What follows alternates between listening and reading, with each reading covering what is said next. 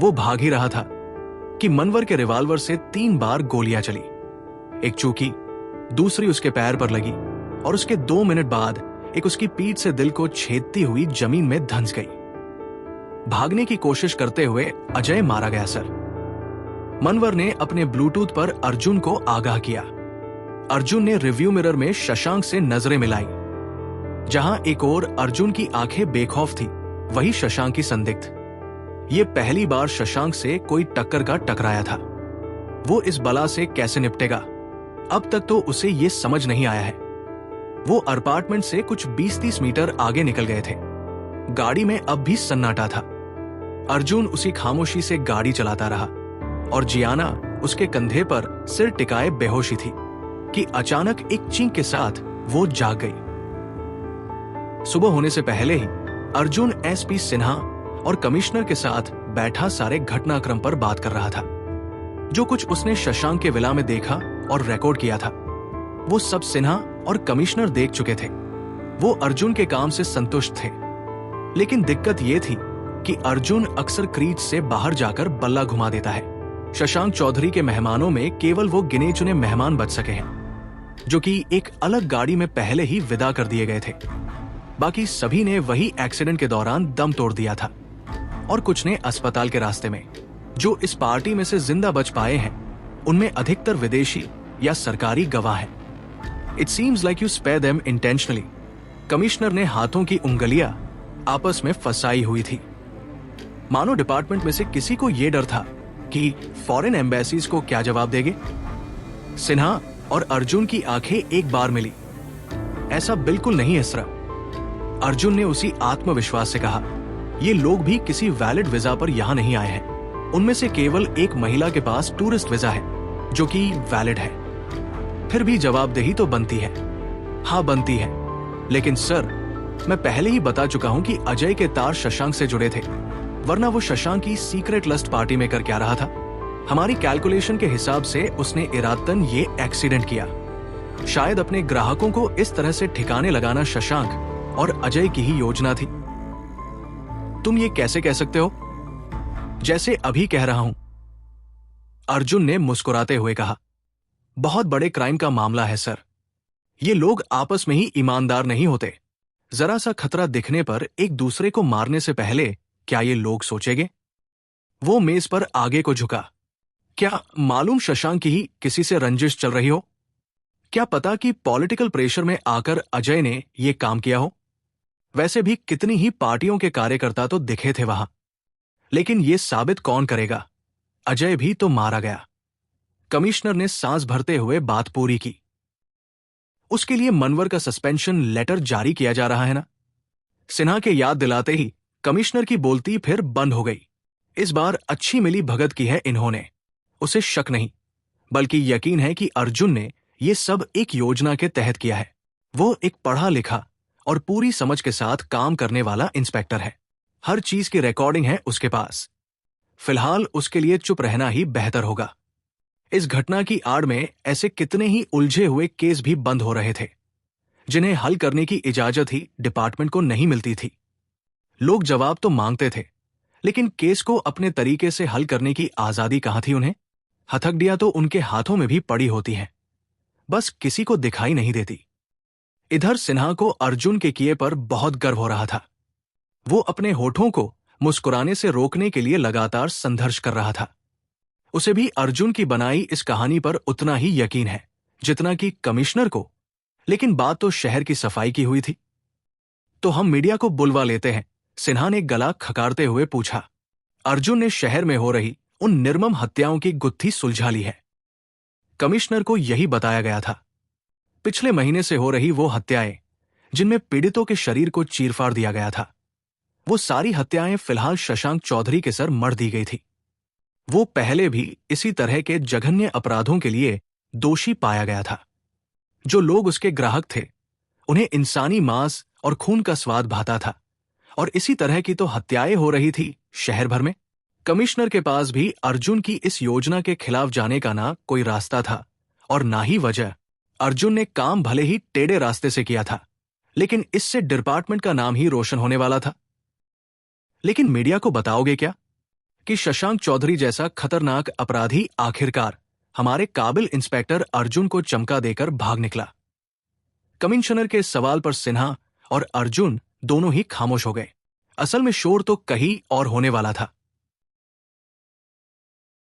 उसी शाम खिड़की के कांच पर पड़ती बूंदों को समर्थ शून्य सी आंखों से तक रहा था। उसे कुछ ठीक ठीक महसूस नहीं हो रहा कि वो कहाँ है, वक्त क्या हो रहा है। ऐसा महसूस हो रहा है मानो लंबे वक्त बाद आज कोमा से जागा हो। फिर वो उस बड़ी सी खिड़की के सामने से हटकर इस खाली कमरे को देखने लगा। उसके इस खाली कमरे के बाहर कुछ शोरगुल है। जब तक उसका शून्य दिमाग कुछ समझ पाता, उसके कमरे का दरवाजा खुला। जाइए, हम यहीं हैं। एक वार्ड बॉय ने समर्थ के माता पिता को अंदर भेजा। दरवाजा बंद नहीं कर सकता, इसलिए जल्दी बात खत्म करिए। वैसे बात तो क्या ही करेगा वह। समर्थ के माता पिता कुछ असमझी की हालत में ही अंदर आए। यहां लाल रंग का एक 0 वोल्ट का बल्ब जल रहा है। यहां अंधेरा क्यों किया हुआ है आप लोगों ने? समर्थ के पिताजी ने वार्ड बॉय से पूछा। आप ही का बेटा उजाला पसंद नहीं करता, इसलिए उसे शांत रखने के लिए हमने उसके कमरे से बल्ब हटवा दिया। समर्थ की मां उसके पास जाकर बैठी। वो अपने बिस्तर के किनारे जमीन पर पैर फैलाए एक दीवार से टिका बैठा था, बेजान, बेआवाज और आंखें एक कोने में ऐसी स्थिर मानो बैठे बैठे मर गया हो। कैसा है तू? किसी तरह अपनी आवाज की उस कंपन को काबू करते हुए लता जी ने पूछा। इधर उसके पिताजी अपने मोबाइल की टॉर्च से उसके बदन की जांच करते जा रहे हैं कि यहां उनके बेटे पर किसी तरह का अत्याचार तो नहीं हो रहा। वैभव तेरे बिना रह ही नहीं पा रहा, वो तुझे बहुत याद करता है, लता जी ने कहा। लेकिन फिर भी समर्थ चुप ही रहा। ये तेरा ख्याल रखते हैं ना? वो फिर चुप ही था। ना उसे और ना ही उसके माता पिता को खबर है कि बाहर अर्जुन ने उसके सिर से ये पाप धो देने के सारे इंतजाम कर लिए हैं। आजकल में वो समर्थ को निर्दोष भी साबित कर ही देगा। अचानक क्या गया हो तुझे बच्चे? उसके पिता ने अपना मोबाइल वापस जेब में डाला। उसके बदन पर फिलहाल तक बस उसी तरह की खरोंचे हैं जो पता नहीं वो कब बना देता है। देख, अगर तुझसे कोई गलती हुई भी है तो उसे स्वीकार कर ले। उन्होंने लार से अपना गला तर किया। विवान के अलावा कोई और केस तुझ पर साबित नहीं हुआ है, उसमें भी गुंजाइश है। वकील बता रहा था कि अगर तू जुर्म कबूल कर ले तो वो जज से तेरी सजा कम करने की रिक्वेस्ट करेंगे और फिर हम यहां से कहीं दूर चले जाएंगे। बेटा, इस मोड़ पर तेरी जिंदगी खत्म नहीं हो जाती। तू आगे बहुत कुछ कर सकता है। हाँ बेटा, लेकिन तू खुद को संभाल पहले। लता जी सिसकने लगी। तू ही इस तरह टूट जाएगा तो हम किस भरोसे लड़ेंगे? समर्थ के ढीले पड़े हुए हाथों को उसकी मां ने अपने हाथ में लिया तो जैसे वो कांप गया। हां, उसे इस स्पर्श से कुछ महसूस तो हो रहा है उसके अंदर तक। उसके दिमाग में एक के बाद एक ना जाने कितने ही विचार कौंधने लगे।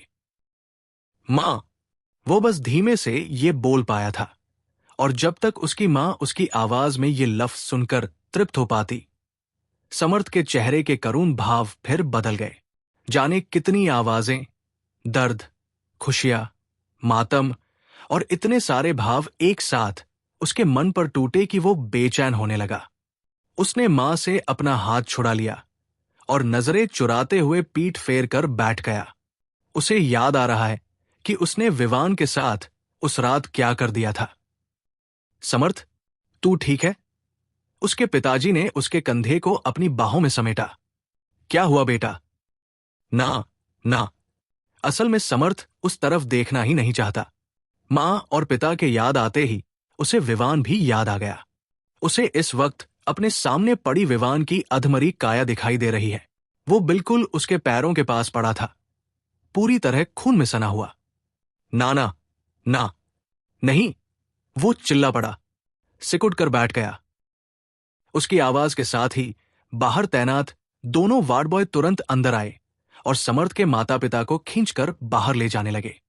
इस वक्त समर्थ के दिमाग और कानों में दो अलग अलग आयामों से आवाजें गूंज रही हैं। वो खुद को उन दो अनजान आयामों के बीच कहीं महसूस कर रहा है और उसके चारों ओर जैसे बवंडर चक्कर काट रहा हो। वो उस आयाम में रहना चाहता है जहां उसका परिवार था, उसके दोस्त थे, खुशियां थी, लेकिन ये उसके बस में नहीं। छटपटाते तड़पते, सिर के बालों को नोचते हुए उसने अपना सिर फर्श पर टिका दिया और आंखें जोर से बंद कर ली। उसके आसपास वो तूफान थमा तो उसने आंखें खोली, और वो अब कहाँ है? उसके चारों तरफ अंधेरा है और सामने एक दीपक टिमटिमा रहा है। उसकी रोशनी चंद्रिका की तस्वीर पर पड़ रही है, जो कि एक कौसे के कटोरे में रखी है, पानी में आधी डूबी हुई। एक आह्वान की आवाज से उसे आसपास जियाना, विवान और अर्जुन के होने का एहसास हुआ। वो उन्हें सुन सकता है, लेकिन वो दिख नहीं रहे। हे, कहाँ हो तुम लोग? वो बेचैन होकर अपनी जगह से खड़ा हो गया। क्या अब तक जो हो रहा था वो कोई बुरा सपना था? वो और बेचैन होकर अपने दोस्तों को ढूंढने लगा। क्या सच में समर्थ कोई बुरा सपना ही देख रहा था, जिससे अब वो बाहर आने को है?